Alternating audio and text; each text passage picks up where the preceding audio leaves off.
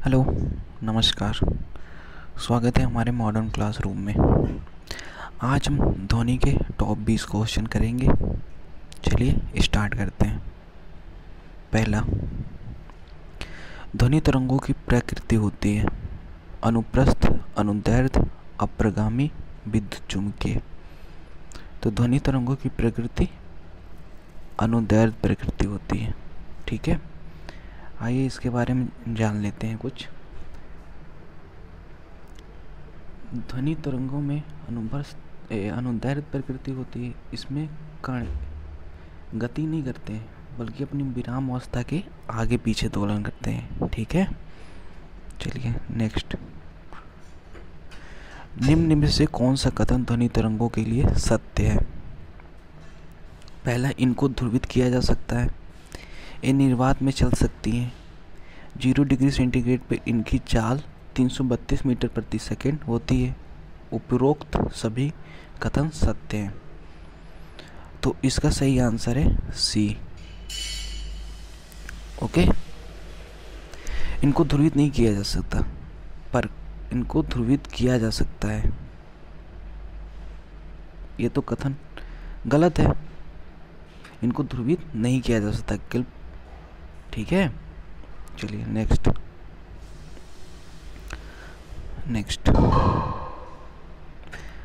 अब सर्व तरंगों की आवृत्ति कितनी होती है? मतलब आवृत्ति होती है कितनी होती है? अब श्रव्य तरंगों की आवृत्ति कितनी होती है? इसकी आवृत्ति 20 हर्ट्ज से कम होती है। ठीक है, इसकी आवृत्ति 20 हर्ट्ज से कम होती है। इससे हमारा कान नहीं सुन सकता है। ठीक है, चलिए नेक्स्ट।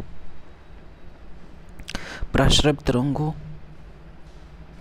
तरंगे वे ध्वनि तरंगे हैं जिनकी आवृत्ति होती है। अब प्रश्रव्य तरंगे, इसको भी हमारा कान नहीं सुन सकता है और इसकी आवृत्ति होती है 20 किलो हर्ट्ज से अधिक। मतलब 20 किलो हर्ट्ज से जितना अधिक कर लो इसकी आवृत्ति होती है। ठीक है, नेक्स्ट चलते हैं। क्वेश्चन नंबर 5वां। प्रश्रव्य तरंगे मनुष्य द्वारा, अभी तो मैंने बताया प्रश्रव्य तरंगे मनुष्य द्वारा, अभी तो हमने बताया है कि प्रश्रव्य तरंगे मनुष्य द्वारा नहीं सुनी जा सकती है। ठीक है, नेक्स्ट चलते हैं।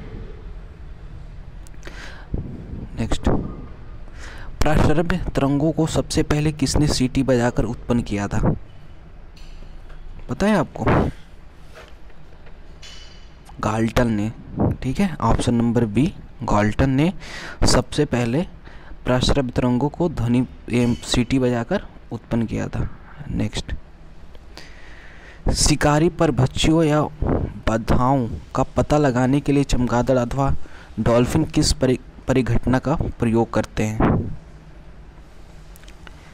क्वेश्चन नंबर 7वां का डी, परिध्वनि का निर्धारण के लिए। ठीक है, नेक्स्ट।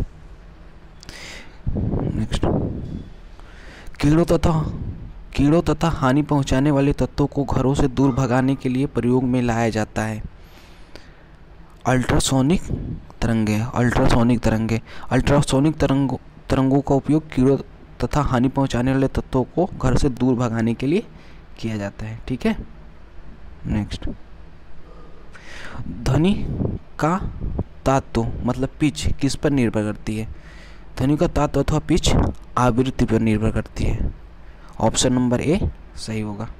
नेक्स्ट, विमानों के आंतरिक भागों की सफाई में किसका उपयोग किया जाता है? विमानों के आंतरिक भागों की सफाई में किसका प्रयोग किया जाता है? ए प्रश्रव्य तरंगे, अपश्रव्य तरंगे, कार्बन डाइऑक्साइड, ऑल्गे, जैविक अम्ल। तो ये अम्ल तो पहले ही निकल गया, इसका कोई मतलब नहीं है। और प्रश्रव्य तरंगों का उपयोग किया जाता है विमानों के आंतरिक भागों की सफाई करने में। ठीक है, नेक्स्ट। 20 हर्ट्ज से 20,000 हर्ट्ज तक 12 बार तक की ध्वनि तरंगे निम्नलिखित में से क्या है? ध्वनि निम्नलिखित में से क्या है? अल्ट्रासाउंड, इंफ्रासोनिक, हाइपरसोनिक श्रव्य या ऑडिबल ध्वनि। श्रव्य या ऑडिबल ध्वनि को हम सुन सकते हैं जिसकी आवृत्ति होती है 20 हर्ट्ज से 20 किलो हर्ट्ज। यहाँ 20 किलो हर्ट्ज भी लिखा आ सकता है पेपर में, ठीक है। उत्तर नंबर डी सही होगा, 11वां का डी, ठीक है। नेक्स्ट, तरंगों का वेग v, आवृत्ति n तथा तरंग दैर्घ्य लैम्ब्डा में संबंध दिया जाता है। लैम्ब्डा में संबंध दिया जाता है, v बराबर n lambda. Option number A इसका सही हो जाएगा, ठीक है। नेक्स्ट, चंद्रमा पर धरातल से दूर विस्फोट सुनाई नहीं देता। वायुमंडल की अनुपस्थिति के कारण, चंद्रमा का गुरुत्वाकर्षण कम होने के कारण, ध्वनि तरंगों की तीव्रता कम होने के कारण, उपयुक्त में से कोई नहीं। इसका ऑप्शन नंबर ए सही है। वायुमंडल की अनुपस्थिति के कारण, मतलब वायुमंडल नहीं होता इसलिए धरातल पर उसकी विस्फोट नहीं सुनाई देती है, ठीक है। और ध्वनि के लिए माध्यम की आवश्यकता होती है, ये तो आपको पता ही होगा। चमगादड़ अंधेरे में उड़ सकता है क्योंकि अंधेरे में उसे साफ दिखाई देता है, उसकी आँख का प्यूपिल बहुत बड़ा होता है, वे अति तीव्र ध्वनि तरंगें पैदा करती हैं जो उनका नियंत्रण करती हैं। कोई भी चिड़िया ऐसा कर सकती है, तो इसका ऑप्शन नंबर सी सही होगा। चमगादड़ 1 लाख आवृत्ति तक की पराश्रव्य तरंगों को सुन सकता है, ठीक है।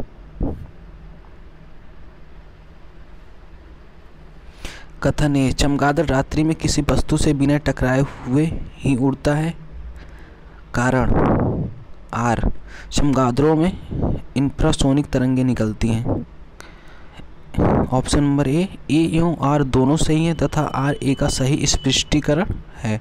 ए एवं आर दोनों सही परंतु आर ए का सही स्पष्टीकरण नहीं है। ए सही है परंतु आर गलत है। ऑप्शन नंबर डी, ए गलत है परंतु आर सही है।